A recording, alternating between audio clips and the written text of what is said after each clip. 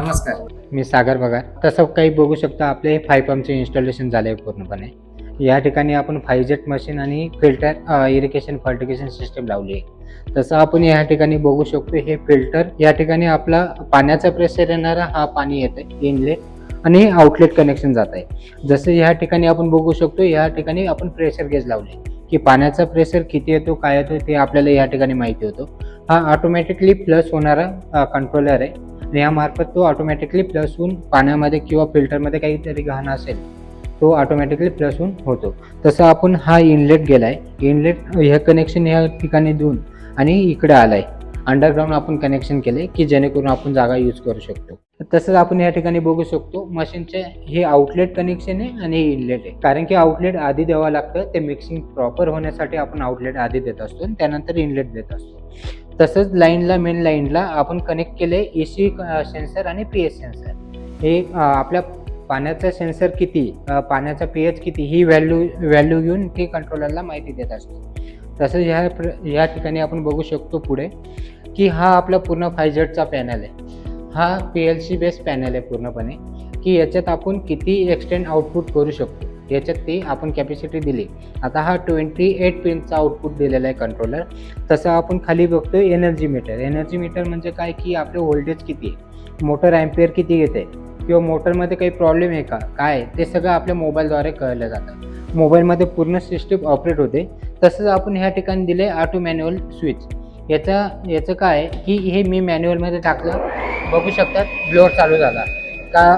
जर इथे माझं सिस्टीम चालू होत नाही किंवा मोबाईलला काही प्रॉब्लेम आला किंवा या ठिकाणी मी सर्व्हरचा काही प्रॉब्लेम आला तर त्या ठिकाणी मी मॅन्युअल पण सिस्टीम ऑपरेट करू शकतो. त्या पद्धतीने हा पॅनल आम्ही डिझाईन केला आहे. हे स्टॅबिलायझर दिलं आहे, स्टॅबिलायझर कारण की ह्या शेतांमध्ये प्रत्येक ठिकाणी वेगवेगळे व्होल्टेज हे त्या कारणानुसार आपण हे स्टॅबिलायझर दिलं जातं की व्होल्टेज कमी झालं किंवा वाढलं की आपल्या कंट्रोलरला काही प्रॉब्लेम यायला नको, त्यासाठी आपण हे स्टॅबिलायझर यूज केलं जातं. आता मी फर्टिगेशन मशीनबद्दल थोडी माहिती देतो.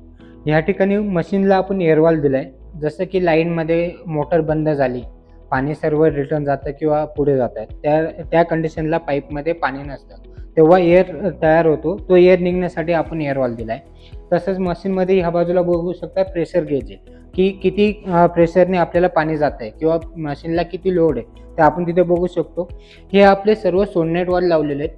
हे आपण जसं मोबाईलने कमांड देणार त्या मोबाईलच्या कमांडनुसार हे ऑपरेटिंग होणार आहे. या ठिकाणी आपण फ्लोमीटर दिलं आहे की ह्या ठिकाणी आपण किती फ्लोने पाणी देऊ शकतो किंवा मला एका तासाला 200 लिटर द्यायचं आहे किंवा 400 द्यायचं आहे तर ह्या ठिकाणी मी सेट करून तो एका तासाचा पण देऊ शकतो आणि प्लस आपल्या मोबाईलने पण देऊ शकतो. जर त्यांना कमी जास्त करायचं असेल तर ते मॅन्युअली इथे करू शकतात. तसंच पुढे आपण ह्या ठिकाणी 4च टँक कनेक्ट केला आहे. आता टँक बघू शकता तुम्ही, ह्या ठिकाणी एक ॲसिडची टँक आहे, बाकी फर्टिलायझरच्या टँक आहेत सर्व. मिक्सिंग करण्यासाठी आपण ह्या ठिकाणी एक ब्लोअर सिस्टीम लावली आहे, त्याला ॲजिटेटर आपण असं म्हणतो. ब्लोअर सिस्टीम बघू शकता तो पंप आहे.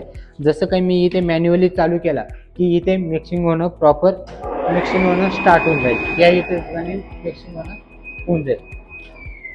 हां, तर आपण बघू शकतो की या ठिकाणी ॲजिटेटर दिला आहे. हे टँक मिक्स करायचे असतील किंवा याच्यात फर्टिलायझर मिक्सिंग करायचं असेल तर त्याचा वापर आपण करतो. तो ऑटो आणि मॅन्युअल दोघं पद्धतीने यूज केला जातो. तसंच आपण राउटर दिलं या सिस्टीमला की इंटरनेट कनेक्शन प्रोव्हाइड करण्यासाठी आपण राउटरचा यूज करतो आपले वॉल. पण हे फर्टिगेशन सिस्टीम झाली. तसं आपण इरिगेशन वॉल दिले या ठिकाणी. हे आपले 3 इंचीचे सोलनेट वॉल आहेत. याच्यात आपण ऑटो, मॅन्युअल आणि क्लोज. ऑटोमध्ये ठेवल्याने मोबाईलने ऑपरेट होणार आहे आणि क्लोजमध्ये ठेवणे तो ऑटोमध्ये पण होणार नाही आणि मॅन्युअलमध्ये पण नाही होणार. आणि ओपनमध्ये ठेवल्याने ते आपण डायरेक्टली इथे येऊन मॅन्युअली चालू करू शकतो. आता आपण ह्या सिस्टीमबद्दल सगळी माहिती घेतली आहे.